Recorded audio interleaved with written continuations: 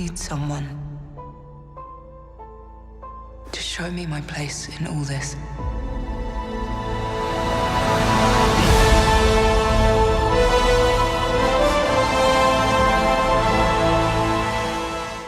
Will everybody just calm down and don't have a thrombo? I mean, good grief. I mean, The Last Jedi is just a movie, albeit a Star Wars movie.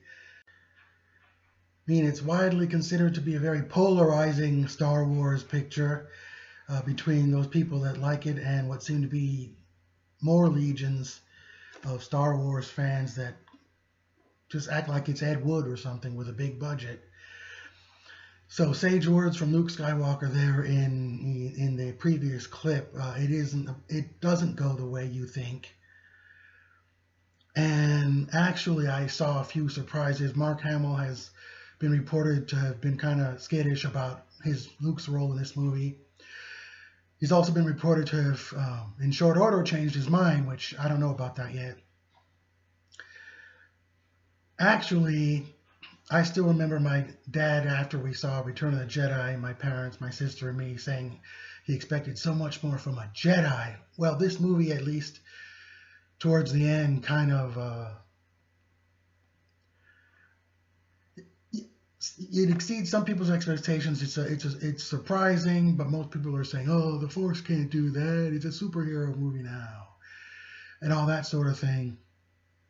Even comparing the pivotal scene with Leia to Superman and sometimes even Mary Poppins. I mean, what can you say? There is plenty going on in this movie, and it certainly has its flaws like any other movie, Star Wars or otherwise. But I keep hearing echoes of a lot of my fellow Trekkers, the ones that are so purist. They hate Star Trek Discovery because it tries to breathe new life into the Star Trek TV franchise.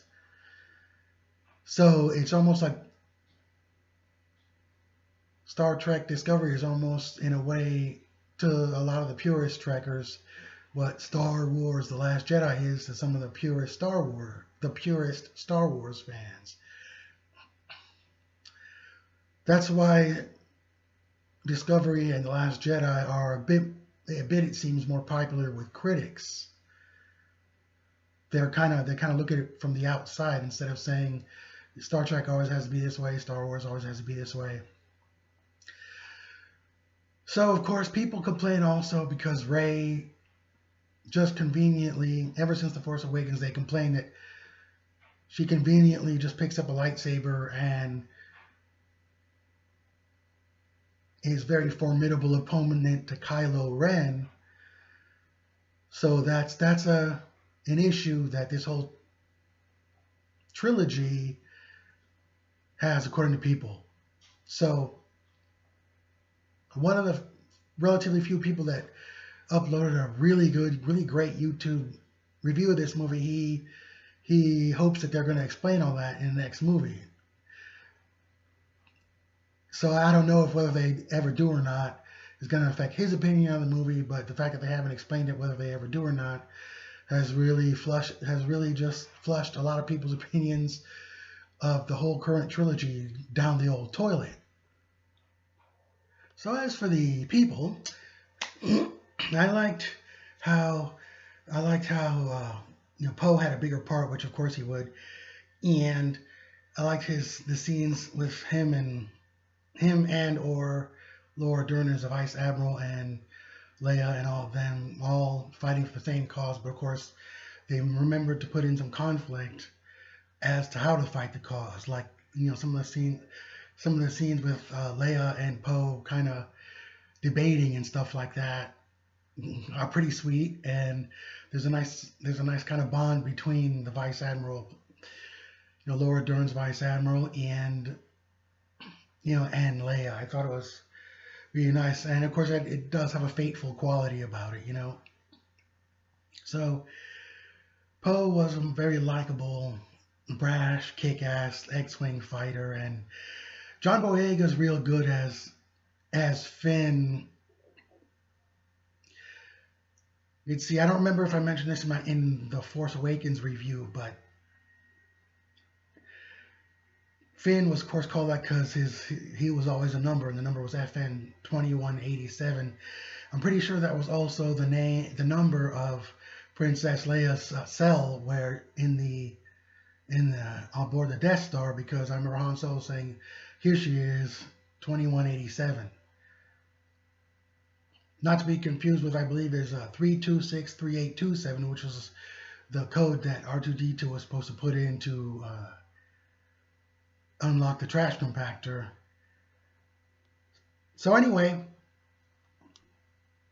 and Daisy Ridley is very, classy and believable as someone that's just kind of befuddled and lost.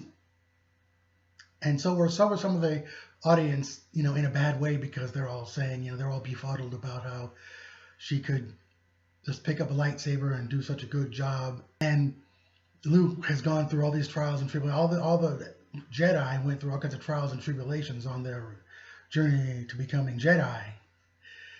So hopefully they will explain it.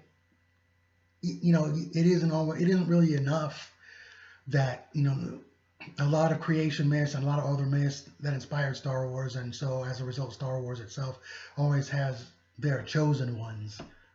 They even said in Revenge of the Sith.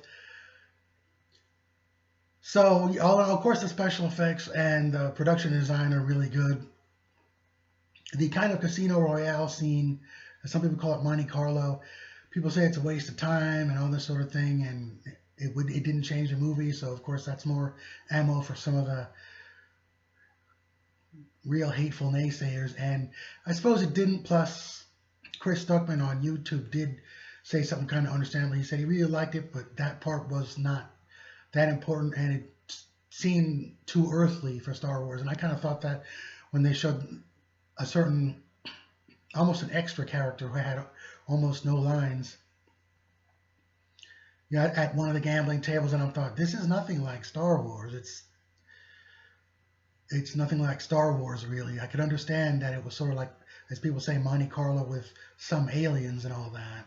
Almost seemed like a parody of Monte Carlo or Las Vegas, but it was somehow a little bit too earthly, as Chris Stuckman said. And just so you know, he's in the minority that didn't just dump all over them. He just said that just wasn't one of his favorite parts. So, all in all, we also have John Williams' great score and, eye-popping production design, etc., etc., etc. And Adam Driver does a real good job because, he's obviously he's kind of a kid, but he is menacing. It's like he's obviously young and like that, but he kind of sometimes he has a little flash of compassion as he does a minute or two into this movie, but he is still his grandfather's grandson and not his father or mother's son. I mean, he doesn't act like it. So all in all, this movie is not nearly as bad as people think it is, and I've even seen people bashing people who like it, which is kind of something I kind of take exception to. So basically, as I say with a lot of my reviews, but give it a chance, and of course you've probably been warned that a lot of people don't like the movie, but that is their opinion, a lot of them, and some people think it's good, some people think it's a masterpiece. Kevin Smith really liked it.